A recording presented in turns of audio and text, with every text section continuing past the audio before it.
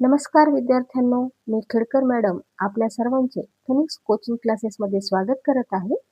विद्यार्थ्यांनो, तुम्ही जर माझा या आधीचा व्हिडिओ पाहिलेला असेल तर त्या व्हिडिओमध्ये मी तुम्हाला त्रिकोणी संख्यांविषयी माहिती सांगितलेली आहे. तर त्यामध्ये पहा, त्रिकोणी संख्या दिलेली असताना त्यापुढील ज्या क्रमांकाची आपल्याला त्रिकोणी संख्या विचारलेली आहे ती कशी काढायची याची अगदी सोपी पद्धत मी तुम्हाला त्या व्हिडिओमध्ये शिकवलेली आहे. ज्यांनी तो व्हिडिओ पाहिलेला नसेल तर नक्कीच तो व्हिडिओ पहा. मला खात्री आहे माझ्या व्हिडिओचा तुम्हाला नक्कीच फायदा होईल. तर विद्यार्थ्यांनो, आज आपण गणिती भाषेतील ज्याला आपण कूट प्रश्न असे म्हणतो किंवा मिश्र स्वरूपाचे प्रश्न म्हणतो त्यावरील काही उदाहरणे आज आपण अभ्यासणार आहोत. चला तर आपण सुरुवात करूयात. प्रश्न पहा, पहिला असा आहे, 4, 3, 5 यामधील प्रत्येक अंक एकदाच वापरून एकूण किती 3 अंकी संख्या तयार होतील? प्रश्न असा आहे पहा, आपल्याला इथे 3 अंक दिलेले आहेत आणि त्यापासून किती 3 अंकी संख्या तयार होतील हे काढायचं आहे. चला तर आपण सुरुवात करूया. तर इथे पहा, सर्वप्रथम आपण लिहून घेऊया एकूण अंक. एकूण अंक. तर विद्यार्थ्यांनो, इथे पहा एकूण अंक किती आहेत तर 1, 2 आणि 3. एकूण अंक 3 आहेत. आता हे जे 3 अंक आहेत तर ते पहा काय करायचं, 3 पासून 1 पर्यंत उतरत्या क्रमाने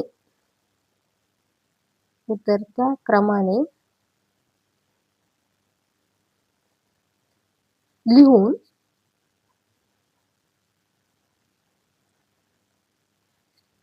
त्यांचा गुणाकार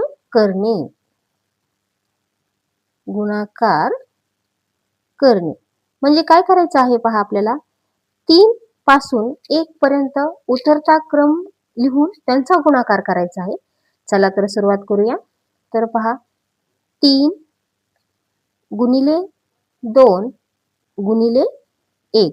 आपल्याला उतरता क्रम लिहून त्यांचा गुणाकार करायचा होता 3 पासून 1 पर्यंत. त्यामुळे इथे पहा, 3 गुणिले 2 गुणिले 1 यांचा जर आपण गुणाकार केला म्हणजेच पहा 3 दुनी 6 आणि 6 एक 6. म्हणजेच इथे जो आपला गुणाकार आलेला आहे तर तो गुणाकार आपल्याला किती आलेला आहे 6. म्हणजेच इथे आपण खाली लिहूया पहा, एकूण 6 किती 3 अंकी विचारलेला आहे तर एकूण 6 3 अंकी संख्या तयार होतील. 3 अंकी संख्या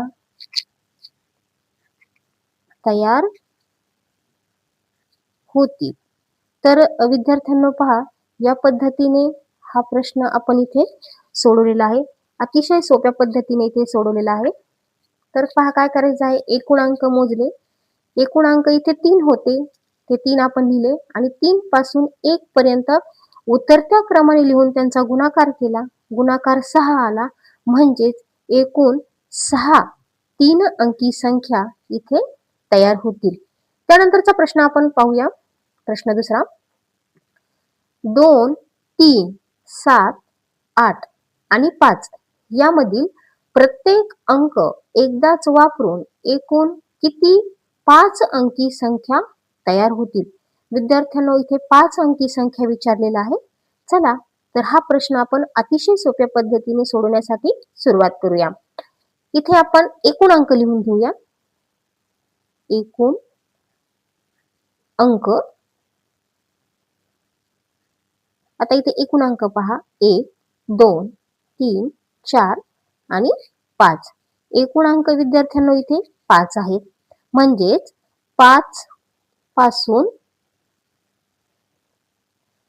1 पर्यंत 5 पासून 1 पर्यंत उतरत्या क्रमाने लिहून त्यांचा काय करावा लागेल विद्यार्थ्यांनो, तर गुणाकार. त्यांचा गुणाकार करणे. आता आपल्याला 5 पासून 1 पर्यंत उतरता क्रम हा सर्वांनाच माहिती आहे. चला तर आपण तो गुणाकार करूया. म्हणजे पहा, 5 गुणिले 4 गुणिले 3 गुणिले 2 गुणिले 1. आपण हे सर्वांचा जर गुणाकार केला विद्यार्थ्यांनो, तर पहा हा गुणाकार जो आहे तो 120 येतो. म्हणजेच पहा इथे आपण तो गुणाकार लिहून घेऊया.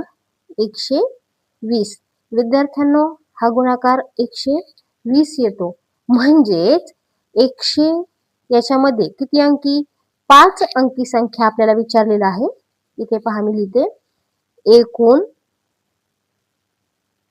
120 5 अंकी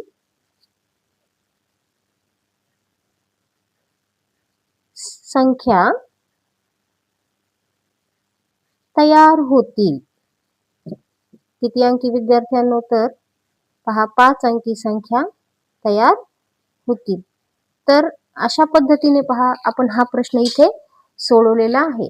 इथे एकूण किती संख्या तयार झालेल्या आहेत, तर 120 5 अंकी संख्या तयार होईल. तर पहा या पद्धतीने अतिशय सोपी पद्धत वापरून कोणत्याही अशा प्रकारे जर तुम्हाला प्रश्न आला तर तुम्ही तो निश्चितच माझी पद्धत वापरून सोडवू शकता. विद्यार्थ्यांनो, आता इथे आपण पहा एक चार्ट तयार करूया.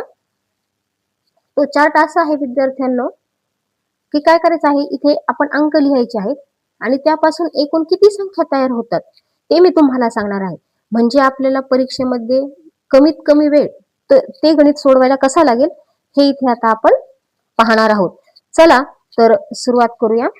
तर आता इथे पहा, एक अंक. आता आपल्याला समजा परीक्षेला एकच अंक जर विचारलेला असेल तर एक अंक वापरून पहा विद्यार्थ्यांनो एकच संख्या तयार होईल.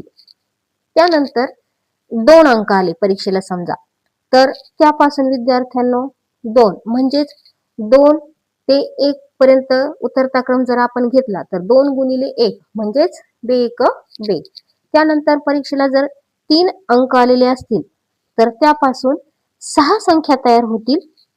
त्यानंतर जर आपल्याला 4 अंक परीक्षेमध्ये विचारलेले असतील तर त्यापासून 24 संख्या तयार होतील. आणि जर 5 अंक दिलेले असतील तर त्यापासून विद्यार्थ्यांनो 120 संख्या तयार होतील. तर पहा विद्यार्थ्यांनो, तुम्ही हा जो चार्ट मी बनवलेला आहे तो पाठ करून ठेवा आणि व्यवस्थित तुमच्या वहीमध्ये जर काढून ठेवा.